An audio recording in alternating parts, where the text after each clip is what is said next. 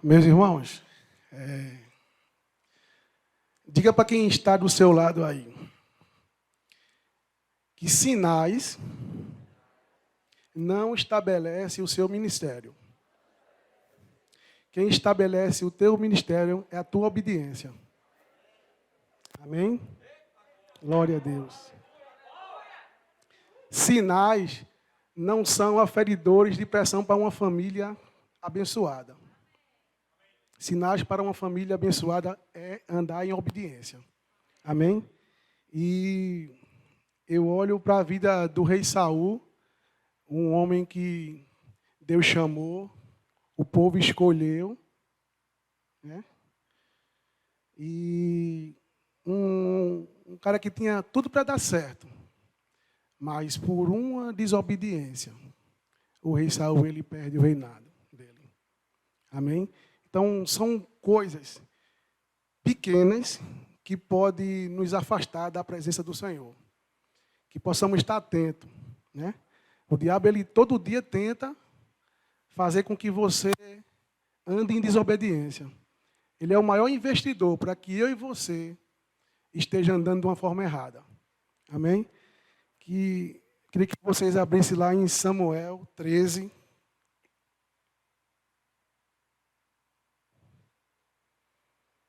Primeira Samuel 13, do 8 ao 13.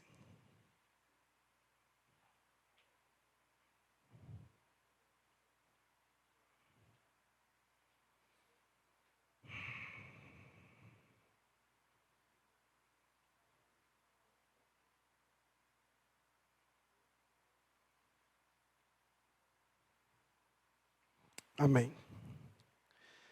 Seguindo a instrução de Samuel, Saul esperou 7 dias, mas Samuel não foi até lá. E o povo começou a abandonar Saul e sair dali. Então Saul lhe disse: tragam os animais para o sacrifício, que é completamente queimado, e para as ofertas de paz. Ele ofereceu o sacrifício, e enquanto ele estava terminando, Samuel chegou. Saul foi ao encontro dele para cumprimentar, mas Samuel disse: o que foi que você fez? Saul respondeu: eu percebi que o povo estava me abandonando e indo embora. Você também não veio como havia prometido. E os filisteus já estavam reunidos em Micmas. E aí pensei: os filisteus vão descer a Gilgal para me atacar, e eu ainda não tentei conseguir a ajuda de Deus, o Senhor. Então achei que tinha que oferecer sacrifício. O que você fez foi uma loucura, respondeu Samuel. Você desobedeceu a ordem do Senhor, o nosso Deus. Se tivesse obedecido, ele teria deixado que você e os seus descendentes governassem o povo de Israel para sempre. Amém? Se a gente olhar nos versículos anteriores, a gente vê que Jonathan, filho do rei Saul, ele tinha matado um comandante filisteu, né? E os filisteus ficaram sabendo. E Saul correu anunciando em Israel que queria juntar o povo, né? Porque sabia que o exército dos filisteus iam atacar. Vemos aqui que o exército filisteu era bem mais numeroso do que o exército do povo de Israel. Amém? E o povo, de fato, se sentiu acuado, com medo, e começou a abandonar o rei Saul. O que foi que Saul fez? Começou a fazer algo que não tinha sido mandado. Ou seja, se era 7 dias, ele tinha que esperar 7 dias para poder fazer aquilo que o profeta havia mandado. E a gente vê aqui, irmão, que não foi só Saul que perdeu com a desobediência, mas foi toda a sua família, que aqui no 13 diz que se ele obedecesse, Deus ia estabelecer aquele reino para sempre. Ou seja, Saul, os filhos, tudo ia se tornar rei. Ou seja, se a gente olhar direitinho aqui, Jesus não ia vir da linhagem de Davi. Jesus ia vir da linhagem de Saul. Mas pela desobediência, ele perdeu o reinado dele. Amém, meu irmão? Vemos também aqui um exemplo, né, de Davi, em 2 Samuel, vocês não precisam abrir. A gente vê aqui em 2 Samuel a trajetória de Davi, Davi indo contra-atacar, né? Davi mostra aqui que Davi ele não perdeu uma batalha. Mas pela desobediência, aí Davi ele perdeu toda a família. O profeta Natan diz aqui, por causa da tua desobediência, chegará destruição na tua casa. Da mesma forma é na vida da gente, irmão. Se a gente andar em desobediência, algo ruim chegará na nossa casa, nas nossas vidas e nos nossos familiares. Amém? Aleluia. Glória a Deus. Eu queria que vocês abrissem lá em Isaías 1:19.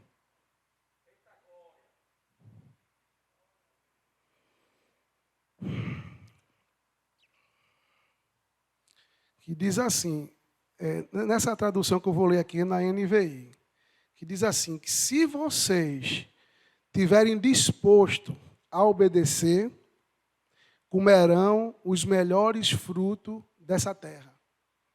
Ou seja, amigo, muitas vezes a gente não está usufruindo o melhor dessa terra porque nós estamos andando em desobediência. Muitas vezes. A gente fica, muitas vezes, se queixando, se lamentando, mas como é que a gente está andando? Como é que a gente está se comportando? E aqui ele disse, se tu obedecer, tu comerás o melhor dessa terra. Amém? Glória a Deus. Glória. Eu queria que vocês abrissem lá em Números 20, do 1 ao 12.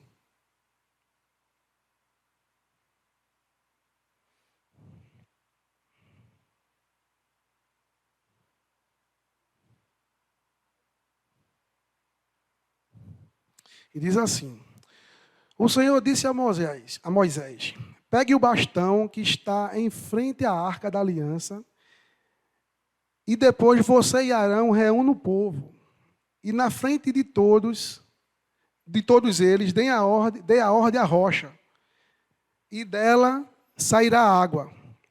Assim vocês tirarão água da rocha e darão de beber ao povo e também aos animais. Então, como Deus havia ordenado, Moisés pegou o bastão que estava diante de Deus, do Senhor. Moisés e Arão reuniu o povo na frente da arca e Moisés disse, agora escutem, gente rebelde. Será que vamos ter de fazer sair água dessa rocha para você? Moisés levantou a mão e bateu na rocha por 2 vezes, com bastão, e saiu água. E o povo e os animais beberam. Porém, o Senhor disse a Moisés e Arão, vocês não tiveram fé suficiente para fazer com que o povo reconhecesse o meu santo poder, e por isso vocês não vão levar luz para a terra que eu prometi dar a eles. Ou seja, a gente vê aqui desde o início, quando Moisés tira aquele povo, né? Aquele povo de lá, aquele pessoal presenciaram coisas que só Deus para fazer, né? A gente vê no deserto, ou seja, quando dava noite, Deus botava a coluna de fogo, ou seja, vinha o maná do céu e aquele povo sempre reclamando. Sempre reclamando. Eu vejo aqui que a desobediência de Moisés por bater na rocha, porque já estava indignado com aquele povo, de tanto dar ordem o povo remungar, de tanto dar ordem o povo, de fato, dizer, por que não deixou que a gente morresse lá no deserto, lá no Egito? E assim, eu vejo aqui que muitas vezes pessoas tentam tirar a nossa paciência, mas a Bíblia manda a gente suportar uns aos outros em amor. Amém, meu irmão? Isso é um negócio muito sério, né? A gente, de fato, vê as pessoas aí, eu estou cansado de ver as pessoas em mercado, padaria, farmácia, com uma má vontade, né? Mas assim, a gente não tem nada a ver com isso, a gente não sabe o que está acontecendo do lado de lá. É isso? Então a gente, de fato, tem que preservar a gente mesmo, entendeu? A gente tiver uma oportunidade, a gente dá uma palavra, mas nunca, de fato, está xingando aquela pessoa, tratando como foi tratado, né? Eu peço todo dia, eu peço, Senhor, eu quero de fato, todos os dias, tratar as pessoas bem. Se de fato eu der qualquer deslize, que o Senhor possa me incomodar, Espírito Santo, porque eu trabalho com pessoas, entendeu? Eu trabalho com vendas, então eu tenho que dar uma boa aparência, eu tenho que tratar as pessoas bem. Porque se aquelas pessoas, de fato, vê que eu estou tratando eles mal, eles vão se afastar, né? Pessoas vão chegar pessoas vão chegar a Jesus através das nossas vidas. Tem pessoas vendo a gente andando em obediência. Tem pessoas que de fato eles, como a gente vê aqui está lá no livro de Daniel 3:28, se eu não me engano, que quando o rei Nabucodonosor vê que aqueles 3 jovens, né, estavam ali vivos, e ele deu um grito: sai daí, vocês 3, Medraque, Sedaque e Abidnego. Ou seja, ele disse que a partir daquele dia, que o povo louvasse a Deus, ou seja, através de uma obediência, a gente vê um homem pagão louvando ao Senhor. Entendesse? Então, muitos ímpios vão, de fato, chegar para Deus através da minha e da tua atitude. Amém, meu irmão? Glória a Deus.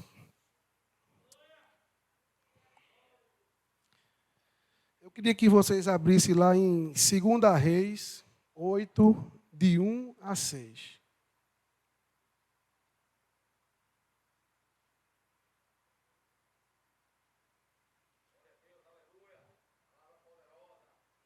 Aleluia, glória a Deus.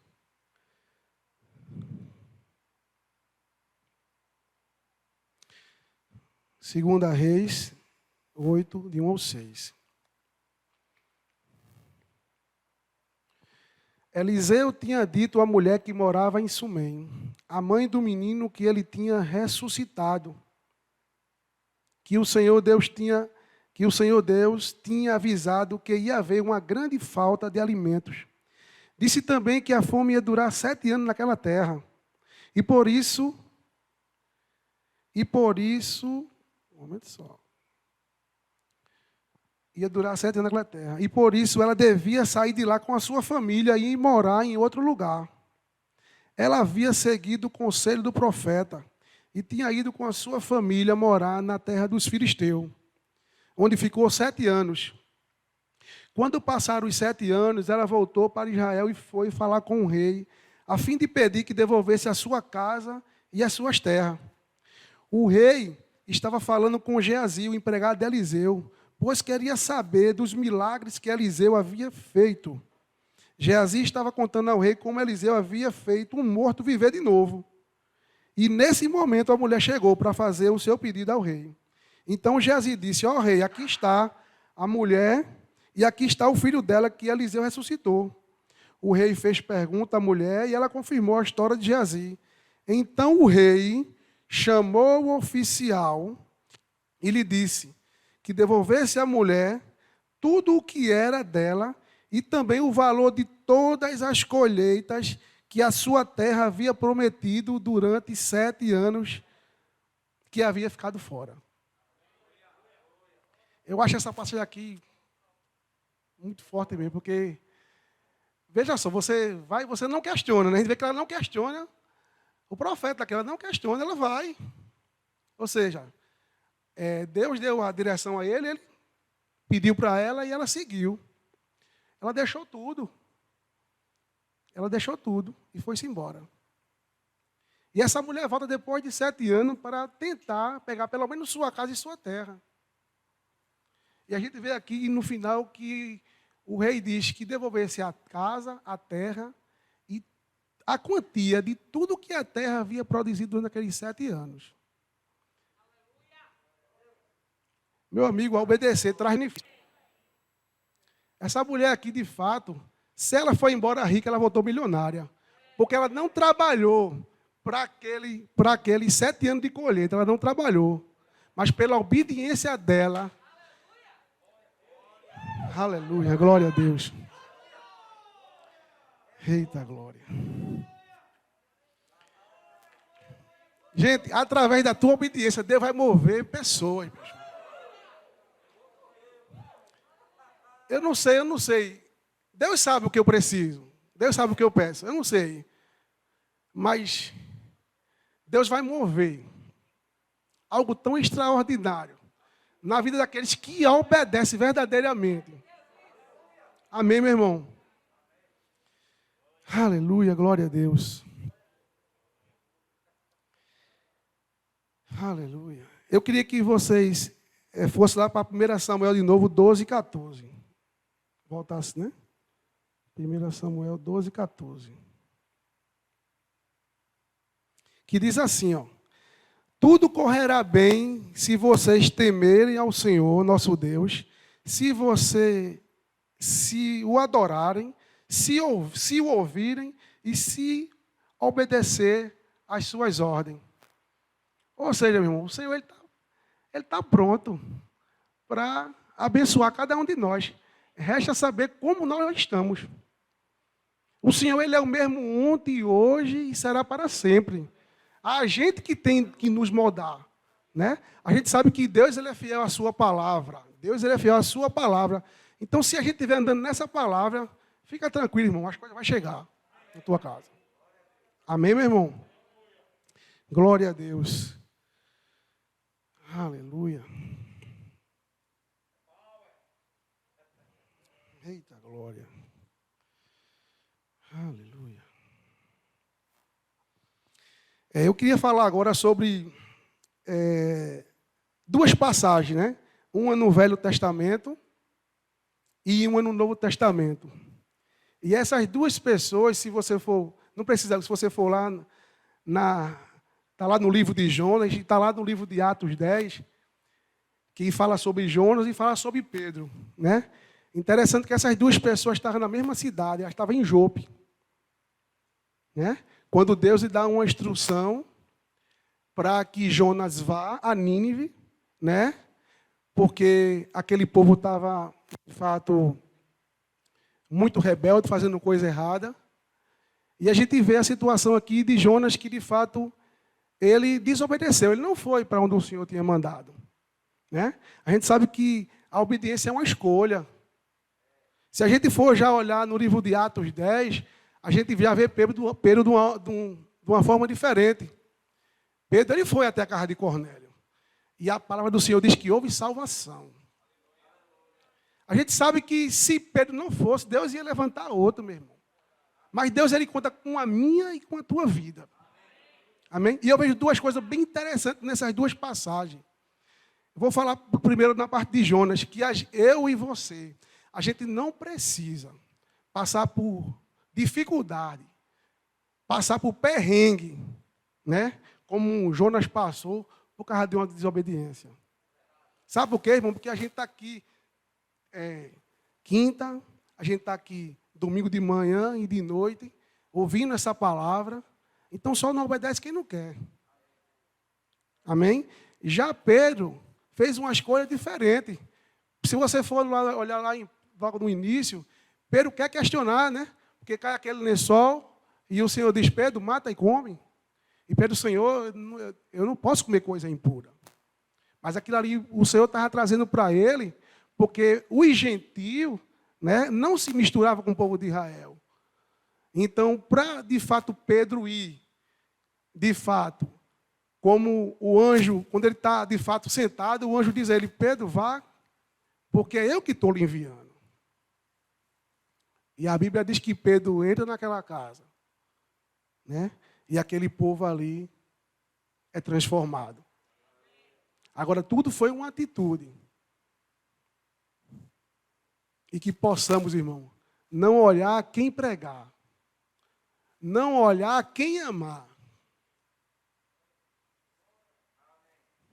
Porque Paulo diz aqui, sejam meus imitadores como eu sou de Cristo. Não é assim? Então a gente tem que andar em amor, meu irmão. A gente não pode, de fato, pregar só para quem a gente quer. Que muitas vezes a gente dá a paz do Senhor só a quem é crente. E eu acredito que a gente esteja errado, porque a paz é do Senhor, irmão. A gente tem que, aonde chegar, declarar a paz. Amém, meu irmão? Glória a Deus. Eu queria que vocês abrissem lá em 1 Timóteo 5:8.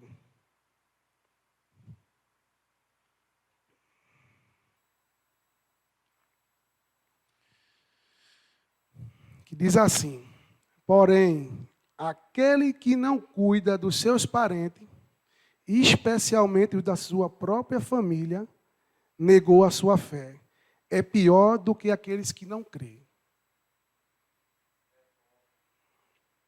Irmão, se você tiver, de fato, deixando de honrar sua mãe, seu pai, seus irmãos, deixando de cuidar, né?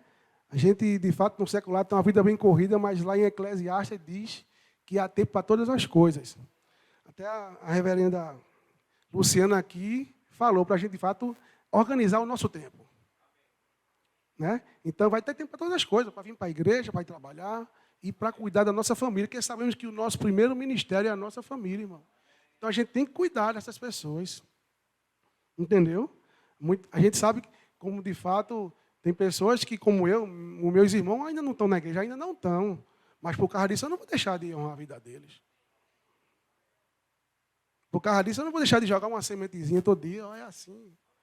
Mas em amor. E é o que o Senhor pede, para que a gente ame as pessoas.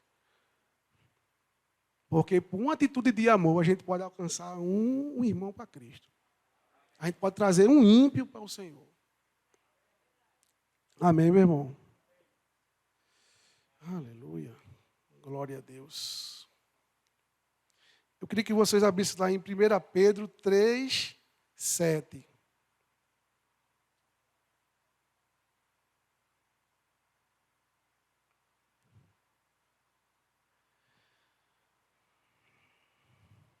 E diz assim, ó. Também você, marido, na vida em comum com a sua esposa, reconheça que a mulher é o sexo mais fraco e que por isso deve ser tratada com respeito, porque a sua esposa também vai receber junto com você o dom da vida que é dado por Deus. Haja assim para que nada atrapalhe as nossas orações. As nossas orações, no caso. Eu faz tempo que eu sempre esse versículo aqui. Porque eu faço, de fato, sempre para agradar a minha esposa. Porque é muito forte, irmão. Se a gente não tratar bem, Deus não recebe a nossa oração. A gente está orando em vão. Se a gente não cuidar das nossas mulheres, Deus, Ele... Aqui diz, se tu não, de fato,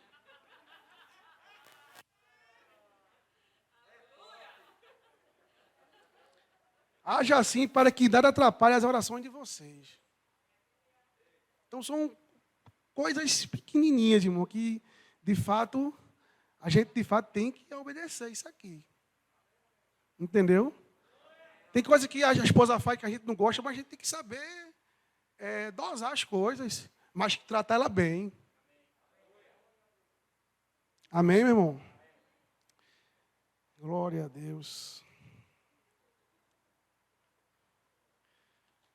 Eu vou finalizar aqui com esse versículo, que está lá em Miqueias 6:8.